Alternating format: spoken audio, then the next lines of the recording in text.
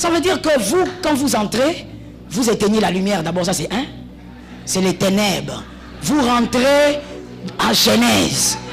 Ténèbres. Il faut que les ténèbres soient là. Et après ça, on entend seulement ta, ta, ta, ta. C'est fade aussi, pourquoi? Parce que madame, toi pendant ce moment-là, tout est fade. Tu portes un calbar de grand-mère. Les anciens là, les antiques. C'est avec ça que tu te présentes. Ça veut dire que l'homme de Dieu, quand il te regarde, il voit sa grand-mère. Toi, tu ne dis jamais à ta femme quelque chose. Tu ne dis rien. Tu es silencieux. On entend seulement.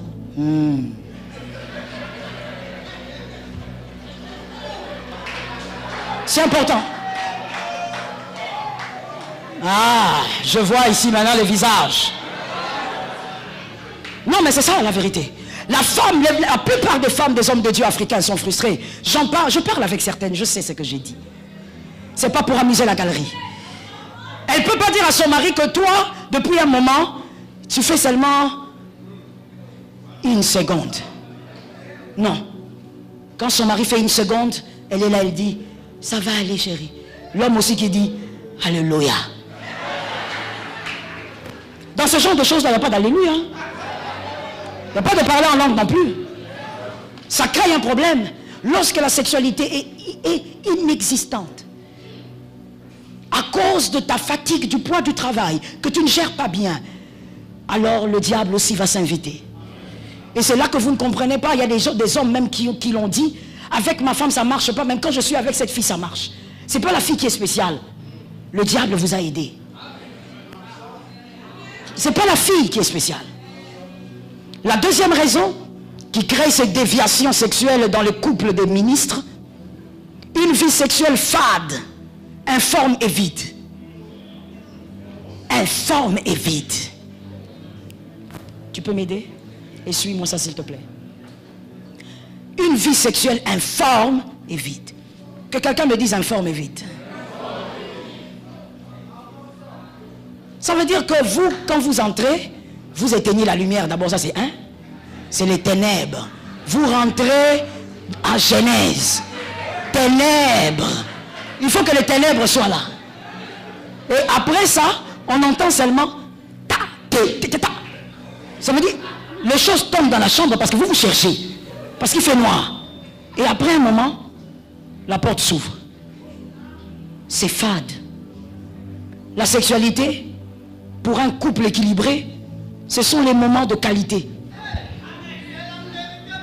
Ce sont les moments de fête. Ce sont les moments de qualité. Pour toi, ça doit être plus intéressant que manger ton plus bon mets. Oui, la femme est le plus bon mets de son mari. Oui, oui. Pas comme étant une nourriture, mais comme étant une découverte. C'est comme ça qu'Adam a regardé, après avoir nommé tout ça, il a dit non, cette fois-ci, c'est elle. Il y a une différence. Mais vous, c'est fade. Mais pourquoi c'est fade aussi? Est-ce que les femmes peuvent me donner un amen? Ok, les femmes de pasteur, il ne faut pas vous fâcher. Hein? Il ne faut pas vous fâcher. Je suis en train de parler de certaines réalités. C'est fade aussi, pourquoi? Parce que madame, toi pendant ce moment-là, tout est fade. Tu portes un calbar de grand-mère.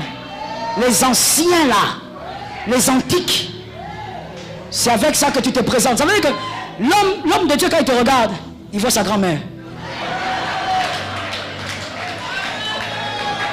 Il se pose la question, comment je vais m'en sortir ici? Ça veut dire que lui, quand il te regarde, même ton soutien-gorge, il est toujours couleur unie. Mais en même temps, oh, il ne faut pas faire semblant ici, homme de Dieu. Oh, vous vivez sur la terre, n'est-ce pas? Oui. Il vous arrive de regarder même sur les réseaux, là, vous voyez des belles femmes. Merci, j'aime votre sincérité. Il ne faut pas faire semblant. Donc, finalement, ton mari, il voit aussi qu'il y a quand même des gens qui portent des soutiens un peu avec des fleuris. Maintenant, il a envie de toucher les fleuris. La sexualité est trop fade. Une sexualité fade au point où, monsieur, quand toi tu es avec ta femme, tu dis rien. Ça veut dire même le silence des os, c'est pas comme ça. Tu dis rien. Et quand on te pose la question, par ceux qui te posent la question, ta réponse, non, moi c'est comme ça, moi je fais comme ça. Non, il ne s'agit pas de toi, il s'agit de vous. C'est un partage. Toi, tu ne dis jamais à ta femme quelque chose, tu ne dis rien, tu es silencieux. On entend seulement.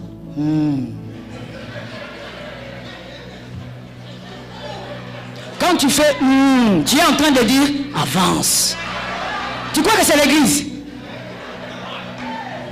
Tu ne peux même pas dire ma chérie. Ça veut dire ta femme, comme elle est là, ta femme, je parle de ministre des dieux. Ta femme, ça fait longtemps qu'elle a entendu, tu l'as appelé bébé, chérie, mon petit cœur. Non, non. Tout est fade. Il n'y a pas de câlin avant l'acte. Tout est fade. Merci d'avoir complété. Tout est fade. Mais à l'église, on te voit comment est-ce que tu es attentionné avec les sœurs. Oui, oh ma fille, oh ma fille. Mais tu vois, le câlin là, tu peux le faire aussi à ton épouse. Des fois, certains hommes de Dieu tombent dans l'adultère parce qu'il y a des problèmes sexuels chez eux. Et comme c'est un homme de Dieu, il ne peut pas parler. Il se tait, il fait le grand, il fait le fort. Alors qu'en même temps, pendant qu'il tombe dans l'adultère, il détruit les âmes. Que Jésus nous donne la victoire. Ceux qui sont mariés, qui sont nouvellement mariés, 2 ans à 3 ans, levez la main. 2-3 ans de mariage. Ils sont là? Ah oui, ils sont là. S'il vous plaît, que l'adultère n'entre pas chez vous. J'ai préféré seulement dire avec eux parce que les autres, ne parlons pas ici. On risque de finir cette réunion et puis on va annoncer. Le pasteur Joël était venu là, elle a mis un désordre dans la réunion. Elle a fait paniquer ma femme. Elle a parlé de nos infidélités. Non, non. Que Dieu t'aide à vivre dans la fidélité. La 4e chose qui crée cette déviation sexuelle, ça pourrait aussi bien être le manque de soins du côté de la femme ou de l'homme. Veillez un peu sur votre corps. Entretenez-vous, monsieur le pasteur. Être pasteur ne veut pas dire avoir des cheveux comme un volcan. Entretenez-vous. Soyez un homme propre. Soyez capable de vous parfumer. Soyez un homme propre. Jeûner ne veut pas dire être sale. Et vous allez entendre un homme de Dieu dire, non, moi je suis le style de Jean-Baptiste. Papa, tu ne peux pas être Jean-Baptiste. Il n'y a eu qu'un seul Jean-Baptiste. Il ne faut pas dire ça. Et nous voyons des jeunes gens aller à la montagne. Quand ils descendent, ce sont des longues robes avec des barbes jusqu'ici qui sentent mauvais. Maintenant, cet homme-là, comment il sera propre dans son mariage? Il est le futur problème d'une femme.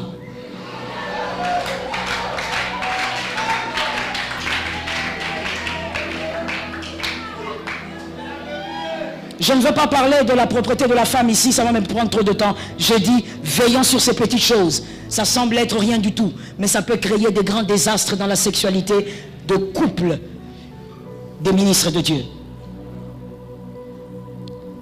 Je donne la dernière?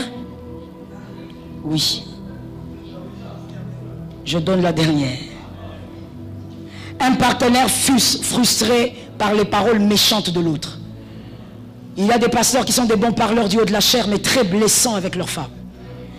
Il ne sait pas comment parler à sa femme avec respect. Il y a des pasteurs qui sont là devant les gens, ils donnent l'air d'être celui qui aime sa femme, qui l'honore. Mais sa femme est la seule à savoir que dans le secret, elle est méprisée par des paroles méchantes. Tu sors toujours des paroles blessantes. Écoute, lorsque tu blesses régulièrement ta femme, tu dois savoir que sexuellement parlant, si elle n'a pas le moral fort, elle peut devenir frigide. Et tu vas t'en plaindre. Tu vas dire à ta femme, pourquoi tu es comme un bois? Elle est comme un bois parce que tu as trop lancé des flèches. Il faut apprendre dans le couple à veiller sur les paroles, à veiller sur ce que vous dites même quand vous êtes fâché. Homme de Dieu, c'est vous qui prêchez la tempérance, je n'ai rien à vous prêcher là-dessus. Vous devez savoir quoi dire lorsque vous avez mal. Vous savez quoi dire, savoir quoi dire lorsque vous êtes en colère. Ayez un comportement de celui qui veut préserver aussi l'âme de sa femme ou de son mari. Écoutez, votre femme est une âme aussi. Et ça, on oublie ça souvent. Des bonnes paroles, c'est à la chair. Les bonnes paroles, c'est avec les collaborateurs. Mais avec votre femme, vous êtes très blessant. Et la femme est devenue frigide. Et ça crée des problèmes dans le couple. Lorsque tu demandes à ta femme le corps, elle ne donne pas parce qu'elle ne ressent plus rien. 1 mois, 2 mois, 6 mois, à un moment donné, tu craques. Quand tu es à l'église, tu ne vois plus les femmes. Tu vois autre chose. Tu vois des serrures. Et c'est toi qui as la clé.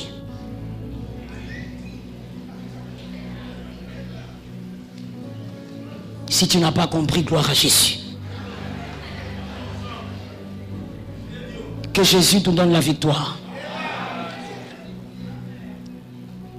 Je veux finir en disant ceci.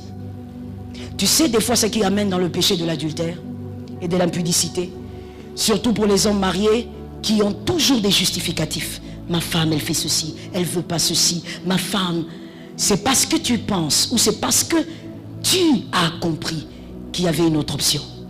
Le jour où tu sauras et tu vas te convaincre qu'il n'y a pas d'autre option, tu ne pécheras pas.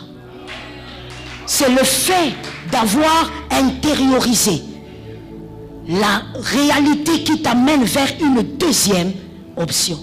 Pour toi qui es enfant de Dieu, je ne parle même pas de ministère. On ne vit pas dans la sainteté parce qu'on est pasteur. On ne vit pas dans la sainteté parce qu'on est docteur. On vit dans la sainteté parce qu'on est enfant de Dieu. Parce qu'on aime Dieu. C'est pour ça. Nous sommes tellement pasteurs, nous sommes tellement hommes de Dieu qu'on a oublié qu'on était enfants de Dieu. C'est parce qu'on est enfant de Dieu qu'il n'y a pas une autre option. Monsieur, tu t'es marié, assume avec ta femme. Madame, vous êtes mariée, assumez avec votre mari. Célibataire, l'impudicité va enterrer ton ministère. Fouillez l'impudicité. Celui qui est d'accord m'a donné 3 amens. La sexualité dans le cadre du mariage. Genèse 2 verset 24 dit: c'est pourquoi l'homme quittera son père et sa mère et s'attachera à sa femme et ils deviendront une seule chair. 1 Corinthiens 7 verset 3 à 5 dit que le mari rende à sa femme ce qu'il lui doit et que la femme agisse de même envers son mari. La femme n'a pas autorité sur son propre corps mais c'est le mari et pareillement le mari n'a pas autorité sur son propre corps mais c'est la femme. Ne vous privez point l'un de l'autre si ce n'est d'un commun accord pour un temps afin de vaquer à la prière puis retourner ensemble de peur que Satan ne vous tente par votre incontinence. Cantique des Cantiques 1 verset 2 qu'il me baisse des baisers de sa bouche car ton amour vaut mieux que le vin. Merci Pasteur Joël pour cet enseignement. Merci d'avoir suivi jusqu'à la fin. Que Dieu vous bénisse. C'était Communion chrétienne. Pour plus de communion.